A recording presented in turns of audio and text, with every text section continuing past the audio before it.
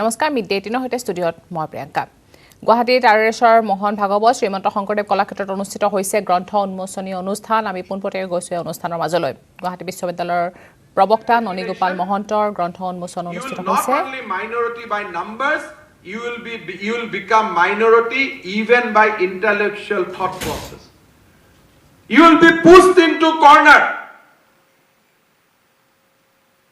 And these threats are real.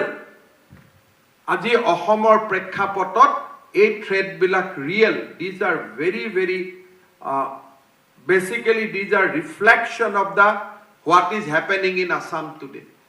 So we have to collectively work. We have to challenge the narrative created by left people. Because for them, Assamese identity was never an issue. For them, Indian civilization was never been considered their own civilization. For them, Srimanta Shankardev, Mahabahu Brahmaputra, aru Mahamaya Kamakhya teolukor babe upajya nohoy. Moi bhabu যে ননীগোপাল মহন্তই আজি যি এক intellectual ডিবেটৰ কাৰণে লৈ আহিছে হি আমাৰ বাবে এটা গণতান্ত্ৰিক পৰিৱেশ সৃষ্টি হোৱাত সহায় কৰিব today people want that democracy is not there in assembly but I am most humbly say that democracy is not there in our media. You will not get a space if you want to talk about rightist thinking, if you want to talk about Indian civilization. But if you want to talk about Karl Marx and Lenin, you have lot of space. So that theory has to be challenged. People has to come out, people has to write, people has to talk about your own civilization. And when you talk about Indian civilization, do not fear that somebody will tell you as communal. As I told earlier, our Rigveda has said long ago,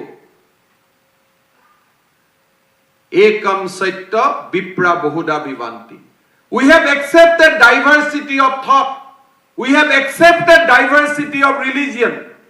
We have accepted diversity in our life. We recognize Hindu, we recognize Muslim, we recognize Buddha, we recognize Jain. So Hindu civilization is the greatest representative of secularism in the mankind. Not from today, from 5,000 years ago. Aru aji, India has remained as a secular country. This, our own country was partitioned with Pakistan, then the Pakistan was again partitioned into Bangladesh. Because Hindu was leader in India, India remained secular. Pakistan and Bangladesh, Hindus were not leader, so the country became communal. It has been officially recognized as country who profess a particular religion. But India still remain as a secular country because we carry forward our vision, our civilizational value. কেতিয়াবা আমাৰ supreme court হাই কোৰ্টৰ ন্যায়াধীশসকলে কয় সংবিধানে এনেকে কৈছে our সংবিধান our law everything is one side but no humankind create law and constitution without history without civilization. We inherit the word secularism in our constitution but if some jurists try to define secularism in the context of UK and USA, that is wrong. You have to define secularism in India in the context of our own civilization. That is what we need to do. We need to read the word secularism in the context of Indian civilization. Sarve bhavantu sukhinaha. So that is what we have inherited. We will continue to inherit it. We have a historical duty for the displaced people who has been persecuted. So I remain a supporter of CEA and I will remain a supporter of CEA. That is a very clear thought process from my side. But yes, we have to address the identity issues faced by the Assamese people.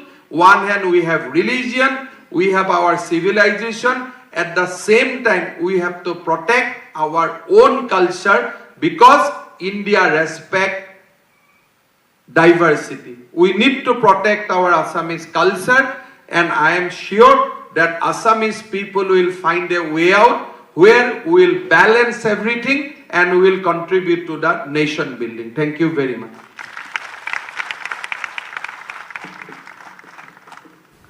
অসমৰ মাননীয় মুখ্যমন্ত্ৰী doctor Himanta Biswa Sarma মহোদয়লৈ আমি ধন্যবাদ জ্ঞাপন কৰিলোঁ। अहोम के कला, संस्कृति, साहित्य और हमारे अस्तित्व की बुनियाद को मजबूत करने वाले हमारे मार्गदर्शक थे महापुरुष श्रीमंत Shankardev. His literary and artistic contributions are living tradition in Assam today. The rich cultural inception by him had given us our identity. Khotra dance too, which got recognition as one of the classical dance forms of India, was incepted by him in the 15th century. उनकी और एक अमर सृष्टि है बौरगीत, जो परमेश्वर के प्रति भक्तों की भक्ति भाव को व्यक्त करता है। आज के इस पावन अवसर पर हम आपके सामने प्रस्तुत करते हैं उनकी पहली बौरगीत, जो उन्होंने बद्रिका आश्रम में रचना की थी। This will be presented by a fine artist of Assam, Tribeni Bujarburwa, Borgit Monomeri, Rag Dhanashri, Tal Purital.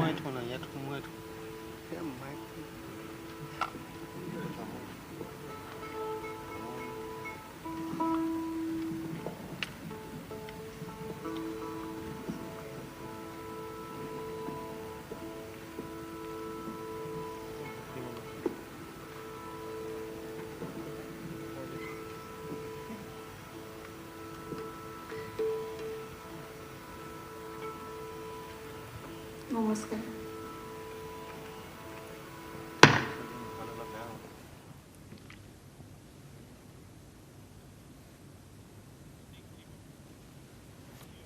Tokyo' অলিম্পিকত ভাৰতক প্ৰতিনিধিত্ব কৰিবলৈ যোৱা অসম কন্যা লাভলীনা বৰগোহাঁইক উৎসাহিত কৰাৰ অৰ্থে মহানগৰীত বিশেষ চাইকেল ৰেলী। সৰুপথাৰৰ বিধায়ক বিশ্বজিৎ ফুকনৰ তৎপৰতাত উলিওৱা হৈছে glow' for Glory cycle rally. লাভলীনাক উৎসাহিত কৰিবলৈ উক্ত চাইকেল ৰেলীত অংশ লয় মুখ্যমন্ত্ৰী ডক্টৰ হিমন্ত বিশ্ব শৰ্মাই। দিছপুৰ ৰাজগেটৰ ধৰ্ণা গ্ৰাউণ্ডৰ সমীপৰ পৰা নেহেৰু ষ্টেডিয়ামলৈ গ' ফৰ গ্ল'ৰী লাভলীনা শীৰ্ষক এই শুভেচ্ছামূলক চাইকেল ৰেলী উলিওৱা হয়। চাইকেল ৰেলী কাৰ্যসূচীত বিধানসভাৰ অধ্যক্ষ উপাধ্যক্ষৰ লগতে কেইবাগৰাকীও মন্ত্ৰী বিধায়কে অংশগ্ৰহণ কৰে। আনহাতে শুভেচ্ছামূলক চাইকেল ৰেলীত অংশ লয় বিৰোধী দলপতি দেৱব্ৰত শইকীয়াৰ লগতে বিধায়ক অখিল গগৈয়ে। উল্লেখ্য যে কন্যাক উৎসাহিত কৰাৰ বাবে এই চাইকেল ৰেলীত উপস্থিত থাকে পিতৃ টিকেন বৰগোহাঁই আৰু মাতৃ মামণি বৰগোহাঁই।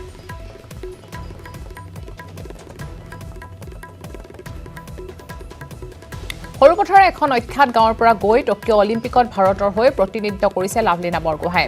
লাভলীনা জন্ম হোৱা সৰুপথাৰ বাৰমুখীয়া গাঁওখনত এতিয়া উৎসৱমুখৰ পৰিৱেশ দেখিবলৈ পোৱা গৈছে।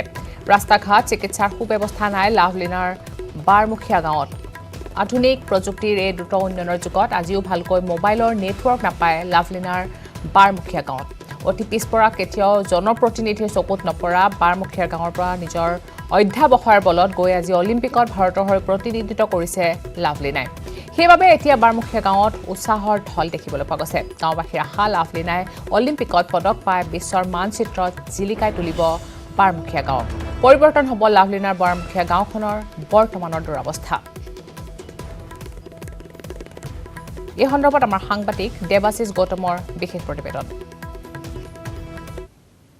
এখন অতি ভিতৰুৱা গাঁৱৰ পৰা আজি টকিঅ' অলিম্পিকত ভাৰতৰ হৈ প্ৰতিনিধিত্ব কৰিছে লাভলীনা বৰগোহাঁই। আৰু মই বৰ্তমান উপস্থিত আছোঁ লাভলীনা বৰগোহাঁই ঘৰলৈ যোৱা পথটো। আৰু মই দেখুৱাব বিচাৰিছোঁ যে এই পথটোৰে লাভলীনা বৰগোহাঁই ঘৰলৈ যোৱা এইটোৱে মুখ্য পথ হয় আৰু অতি জৰাজীৰ্ণ অৱস্থাত আছে। মই প্ৰথমে যাব বিচাৰিছোঁ তেওঁ ওচৰ চুবুৰীয়া এজন ব্যক্তিৰ ওচৰলৈ। কওকচোন, এইটো ৰাস্তাই হৈছে লাভলীনা বৰগোহাঁই ঘৰলৈ যোৱা পথ।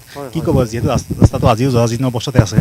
মানে এতিয়া বৰ্তমানৰ যিজন MLA আহিছে তেখেতে মানে এতিয়া পদক্ষেপ লৈছে ৰাস্তাটো মানে বনোৱাৰ হেৰি কৰিলে। আৰু ধৰক এইফালে আমাৰ ইয়াত মেডিকেলৰ প্ৰব্লেম হৈ থাকে, তেখেতে যিটো ইনিচিয়েটিভ লৈছে ভালেই লৈছে, হ'ব বুলি আমি আশা ৰাখিছোঁ বাৰু। আপোনাক যিহেতু লাভলীনা ওচৰ চুবুৰীয়া হয়, কি ক'ব, আজি তাই টকিঅ'ত ভাৰতৰ হৈ প্ৰতিনিধিত্ব কৰিছে, কেনে অনুভৱ হৈছে? বহুত ভাল অনুভৱ হৈছে আৰু মানে আমাৰ গৌৰৱ লাভলীনা, অকল আমাৰে নহয় অসমৰো হয়, আপোনাৰ ইণ্ডিয়াৰ গৌৰৱ হয় তাই। হয় লাভলিনা এতিয়া ভাৰতৰ গৌৰৱ আৰু বিশেষকৈ লাভলিনা এনেকৈ এখন গাঁৱৰ পৰা ওলাই গৈছে তেওঁ বাৰমুখীয়া যিখন গাঁও তাত নেটৱৰ্কৰ ভাল সুবিধা নাই আজিৰ দিনতো তেওঁ যিখন গাঁও আছে গাঁৱত নেটৱৰ্কৰ ভাল সুবিধা নাই জৰাজীৰ্ণ এটা পথ আজিও পথত বৰষুণ দিলে বোকা হয় মই এতিয়া ওচৰ চুবুৰীয়া মহিলা যাব বিচাৰিছোঁ বাইদেউ আপোনালোকৰ ওচৰৰে হয় লাভলিনা আজি টকিঅ'ত উপস্থিত হৈছে ভাৰতৰ হৈ প্ৰতিনিধিত্ব কৰিছে বক্সিঙত কি ক'ব কেনেকুৱা অনুভৱ হৈছে আৰু যিহেতু অতি ভিতৰুৱা অঞ্চলৰ হয় তেওঁ তাৰ পৰা গৈ আজি তাই যিটো শিখৰত পাইছেগৈ কি ক'ব ওচৰ চুবুৰীয়া হিচাপে আমি অতিশয় গৌৰৱান্বিত হৈছোঁ কাৰণ আমাৰ নিচিনা এখন ধনশী মহকুমাৰ ভিতৰুৱা অঞ্চলৰ পৰা তাই যে ইমান এটা অভিযোগৰ মাজেৰে গৈ ইমানখিনি উপনীত হৈছে সেইটো কথা আমি অতিশয় আনন্দিত হৈছোঁ কোভিড-19 মহামাৰীৰ প্ৰকোপ কিছু চাম কটাৰ মাজতে প্ৰাথমিক বিদ্যালয়সমূহে এতিয়া প্ৰাথমিক বিদ্যালয়সমূহ খোলাৰ পৰামৰ্শ দিছে ICMR-এ ICMR মুৰব্বী বলৰাম ভাগৱতৰ মতে উচ্চ মাধ্যমিক আৰু মাধ্যমিকৰ পূৰ্বে প্ৰাথমিক স্কুলসমূহ খোলক সংবাদমেল পাতি তেওঁ কয় যে শিশুসকলে সচৰাচৰ ভাইৰেল ইনফেকশ্যনত ডাঙৰতকৈ বেছি ভালকৈ প্ৰতিহত কৰিব পাৰে অৱশ্যে খোলাৰ আগতে স্কুলৰ শিক্ষক কৰ্মচাৰী সকলোকে ভেকচিন প্ৰদান কৰি লোৱাটো অনিবাৰ্য বুলিও মন্তব্য কৰে আনহাতে ICMR-এ নিজাববীয়াকৈ কৰা চিৰ ছাৰ্ভেত ইতিমধ্যে ফলাফল ঘোষণা কৰিছে তেওঁ ছাৰ্ভেত শিশু আৰু কিশোৰ অন্তৰ্ভুক্ত হৈ আছিল আৰু এই ছাৰ্ভেত ৬৭.৬% লোকৰ শৰীৰত এণ্টিবডি পোৱা গৈছে শিশুৰ মাজত ৫৭.২% মাজত এণ্টিবডি পোৱাৰ বিপৰীতে কিশোৰৰ ৬১.৬% শৰীৰত এণ্টিবডি পোৱা গৈছে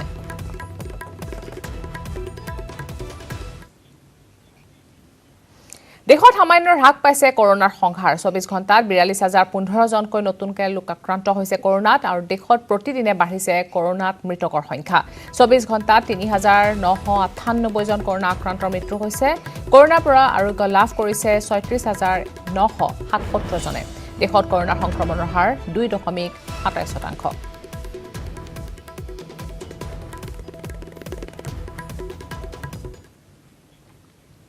কাইলৈৰ পৰা পুনৰ চলিব উত্তৰ গুৱাহাটীলৈ ৰোপৱে পুৱা ৮ বজাৰ পৰা সন্ধিয়া ৫:৩০ বজালৈ চলিব এই সেৱা কোভিড প্ৰটকল মানি উঠিব পাৰিব যাত্ৰীসকল কোভিড সংক্ৰমণৰ বাবে বন্ধ ৰখা হৈছিল ৰোপৱে সেৱা ৬ মে'ৰ পৰা বন্ধ হৈ আছে এই ৰোপৱে সেৱা আৰু বৃদ্ধি কৰা হৈছে ৰোপৱেৰ পাৰাপাৰ ভাড়াও পূৰ্বৰ অহা যোৱা ভাড়া আছিল ১০০ টকা আৰু এতিয়া ১০০ টকাৰ পৰিৱৰ্তে ১৫০ টকা ধাৰ্য কৰা হৈছে এবাৰ পাৰ হ'লে ৬০ৰ পৰা ১০০ টকালৈ বৃদ্ধি কৰা হৈছে আৰু ৩ বছৰৰ পৰা ১২ বছৰ আৰু জ্যেষ্ঠ নাগৰিকৰ ভাড়া হ্ৰাস কৰা হৈছে সাপ্তাহিক ভাড়া ২,০০০ মাহিলী ভাড়া ৬,০০০ আৰু বছৰেকীয়া ভাড়া ৫০,০০০ টকা ধাৰ্য কৰা হৈছে বিশেষভাৱে সক্ষম লোকৰ ক্ষেত্ৰত সম্পূৰ্ণভাৱে ৰেহাই দিয়া হৈছে GMDৰ এক জাননীযোগে প্ৰকাশ পাইছে এই কথা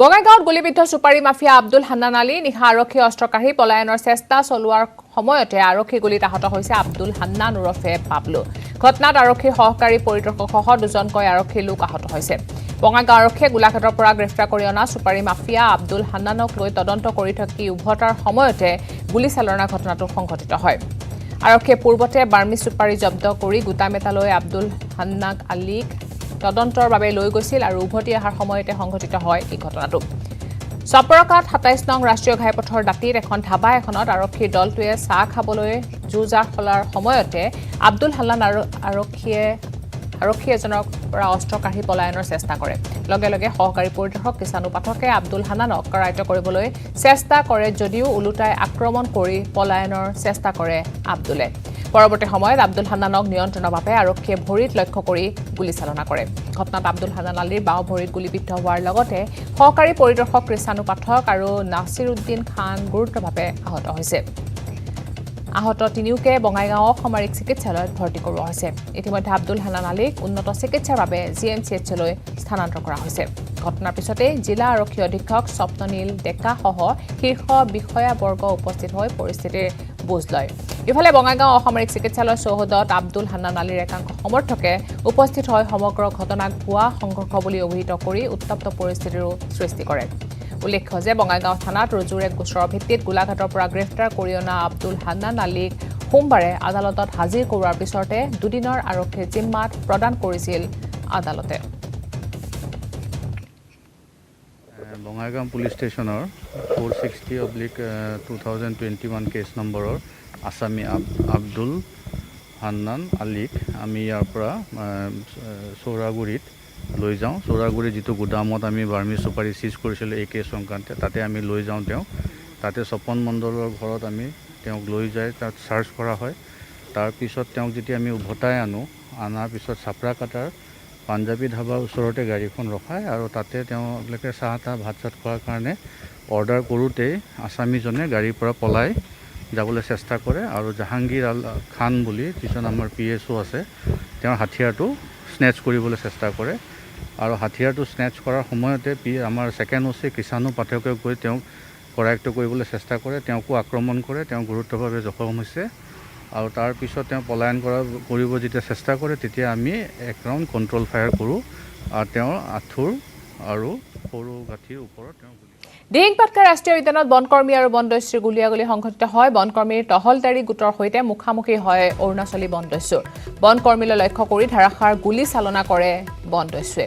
বনকৰ্মীয়ে গুলীৰে প্ৰত্যুত্তৰ দিয়ে আৰু অৰুণাচলী বনদস্যুক। 1 ঘণ্টা ধৰি দুই পক্ষৰ মাজত সংঘটিত হয় প্ৰচণ্ড গুলীয়াগুলী। দুই পক্ষৰ গুলীয়াগুলীত নিহত হৈছে কাঠ কঢ়িয়াবলৈ বনদস্যুৱে অনা এজনী মাইকী হাতী। ইয়াৰ পিছতে জয়পুৰ আৰক্ষীৰ সহযোগত ঘটনাস্থলীত উপস্থিত হয় বন বিভাগ আৰু চিকিৎসকৰ এটা দল। চিকিৎসকৰ দলটোৱে হাতীজনী মৰণোত্তৰভাৱে পৰীক্ষা সম্পন্ন কৰি হাতীজনী বন্দুকৰ গুলীত নিহত হোৱাটো নিশ্চিত কৰিছে। উল্লেখযোগ্য যে মাত্ৰ কেইগৰাকীমান বনকৰ্মীয়ে ৰাষ্ট্ৰীয় উদ্যানখন চোৱা চিতাৰ দায়িত্বত আছিল। আনকি কোনো ধৰণৰ অত্যাধুনিক অস্ত্ৰও প্ৰদান কৰা হোৱা নাছিল দিহিং পাটকাই ৰাষ্ট্ৰীয় উদ্যানখনৰ বনকৰ্মীসকলক। সেই আওপুৰণি অস্ত্ৰ শস্ত্ৰই নিৰাপত্তা দিবলগীয়া হৈছে এতিয়া সুবিশাল উদ্যানখন, যাৰ বাবে সময়ে সময়ে তাৰ সুযোগ গ্ৰহণ কৰি আহিছে চোৰাং কাঠৰ বেপাৰীসকলে। আনহাতে মৃত হাতীজনীক মৰণোত্তৰ পৰীক্ষাৰ পিছত চৰকাৰী নিয়ম অনুসৰি যাৱতীয় ব্যৱস্থা গ্ৰহণ কৰিব বুলি চিকিৎসকৰ দলটোৱে জানিবলৈ দিছে। সময় থাকোঁতে যদি বন বিভাগে ৰাষ্ট্ৰীয় উদ্যানখনত বনকৰ্মীৰ সংখ্যা বৃদ্ধি নকৰে তেন্তে ইতিহাসৰ পাততহে পোৱা যাব দিহিং পাটকাই ৰাষ্ট্ৰীয় উদ্যান বুলি মন্তব্য কৰিছে।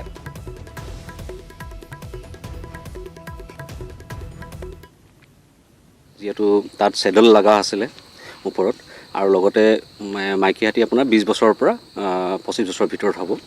আৰু আমি দেখিছোঁ যে হিষ্ট্ৰীটো লৈছোঁ কেনেকুৱা ঘটনা ঘটিছিলে আৰু দুয়োফালৰ পৰা গুলীয়াগুলী হৈছিলে ৰাতি। এটা ছাইডে আপোনাৰ বাওঁ ভৰিৰ পিছৰ ফিমাৰ বনটো সম্পূৰ্ণ টুকুৰাকৈ ভাঙি গৈছে, ফ্ৰেকচাৰ হৈছে আৰু সেইটো আমি ভাবিছোঁ, সন্দেহ কৰিছোঁ যে গুলীৰ কাৰণে হৈছে। মিড-ডে দিনতে চাৰু খবৰ, কিন্তু তাৰ আগতে লৈছে এটা সৰু বিৰতি। স্ট্ৰং মানে জানেনে মাইথন, স্ট্ৰং মানে মাইথন নিৰ্মাণৰ মানদণ্ড।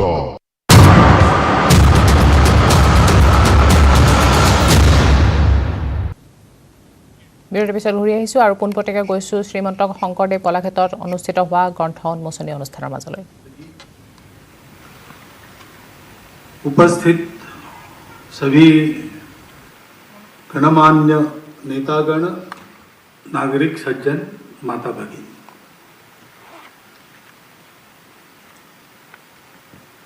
पुस्तक और उसके विषय के बारे में सारी बातें आ गई है।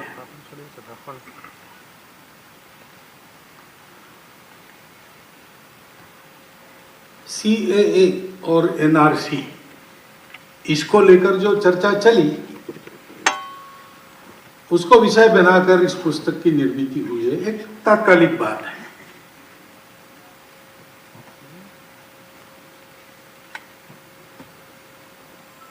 परंतु इस तात्कालिक बात के पीछे भी एक बड़ा चिंतन है। उसका विरोध होता है, उसके पीछे भी एक चिंतन है। इस कानून को लाया जाता है, उसका समर्थन होता है, उसके पीछे भी एक चिंतन है।